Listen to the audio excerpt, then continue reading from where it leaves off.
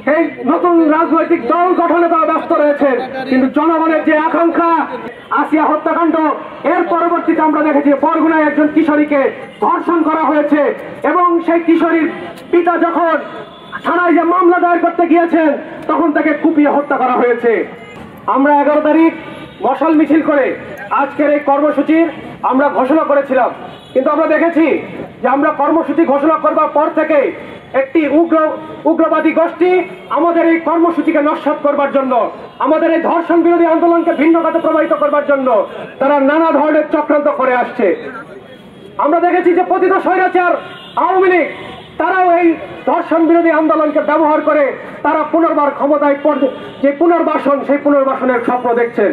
আমরা আজকের এই সমাবেশ থেকে আমরা সেই উগ্রবাদী গোষ্ঠী এবং পতিত স্বৈরাচার আওয়ামী লীগ সরকারের প্রতি হুঁশিয়ারি উচ্চারণ করে বলতে চাই, ধর্ষণ বিরোধী গণ আন্দোলনকে ব্যবহার করে আপনাদের যে মনোবাসনা, সেই মনোবাসনা বাংলার ছাত্র সমাজ, বাংলার যুব সমাজ, বাংলাদেশের প্রগতিশীল ব্যক্তিবর্গ কোনোভাবেই সেটি পূরণ হতে দেবে না।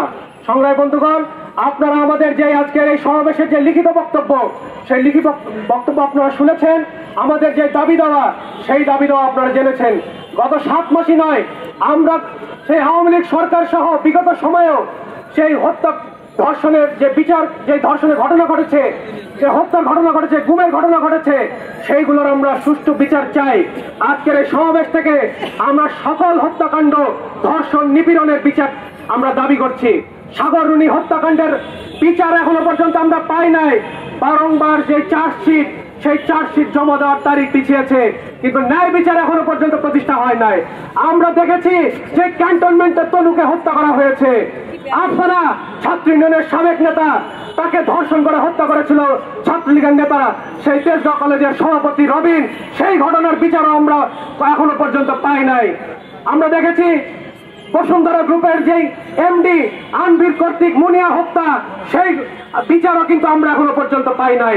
সর্বশেষ সংযোজন আমরা দেখেছি যে আসিয়া হত্যাকাণ্ড এর পরবর্তীতে আমরা দেখেছি বরগুনায় একজন কিশোরীকে ধর্ষণ করা হয়েছে এবং সেই কিশোরীর পিতা যখন থানায় যে মামলা দায়ের করতে গিয়েছেন তখন তাকে কুপিয়ে হত্যা করা হয়েছে।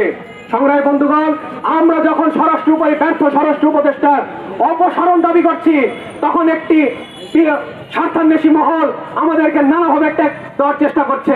আমরা নাকি আওয়ামী লীগকে পুনর্বাসনের জন্য মাঠে নেমেছি, কিন্তু আমরা দেখছি যে তাদের সেই উগ্রবাদী যে গোষ্ঠী, তারা বিভিন্ন জায়গায় বলে বেড়াচ্ছেন যে ফ্যাসিস্টের ভাস্কর্য ভাঙার জন্য তারা নাকি 10 লাখ টাকা করে সেটেলমেন্ট করছেন।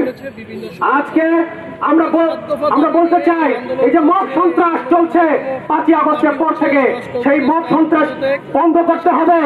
একই সাথে এই মব ভায়োলেন্সের মধ্য দিয়ে যাদেরকে হত্যা করা হয়েছে তাদের সুষ্ঠু বিচার করতে হবে।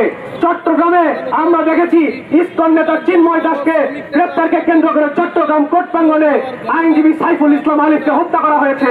সেই হত্যার বিচার এখনো পর্যন্ত এই সরকার করতে ব্যর্থ হয়েছে।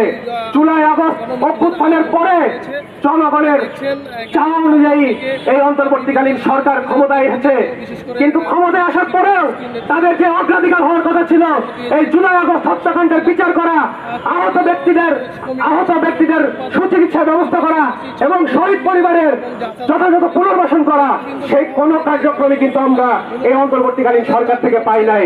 আমরা দেখছি অন্তর্বর্তীকালীন সরকার ব্যস্ত রয়েছে গণপরিষদ নির্বাচন তারা দেবেন কিনা, তারা ব্যস্ত রয়েছেন এই নতুন রাজনৈতিক দল গঠনে তারা ব্যস্ত রয়েছেন, কিন্তু জনগণের যে আকাঙ্ক্ষা, সেই যে পতিত স্বৈরাচার আওয়ামী লীগের নেতাকর্মী যারা এই হত্যাকাণ্ডে জড়িত ছিল, যে সকল প্রশাসনের যে সকল ব্যক্তি এই হত্যাকাণ্ডে জড়িত ছিল, তাদের যে বিচার, সেই বিচার এখনো পর্যন্ত তারা করতে ব্যর্থ হয়েছে।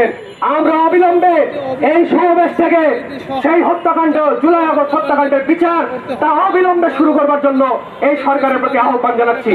আমাদেরকে গতকাল থেকে গোয়েন্দা সংস্থা থেকে বারবার করে ফোন দিয়ে বলা হয়েছে আমরা যেন এই কর্মসূচি সংক্ষেপ করি, পালন না করি।